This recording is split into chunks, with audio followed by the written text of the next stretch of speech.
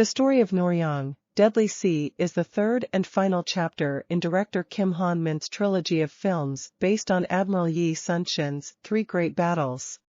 The movies of the trilogy are Roaring Currents 2014, Hansan, Rising Dragon 2022, and Noryang, Deadly Sea 2023.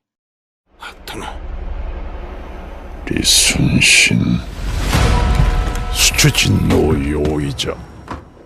The movie is based on the Battle of Noryang that took place on December 16, 1598.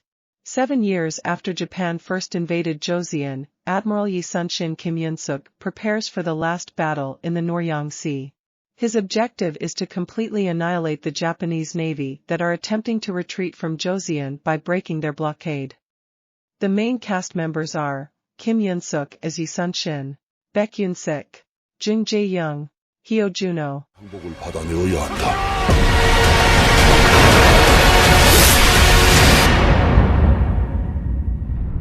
발포하라!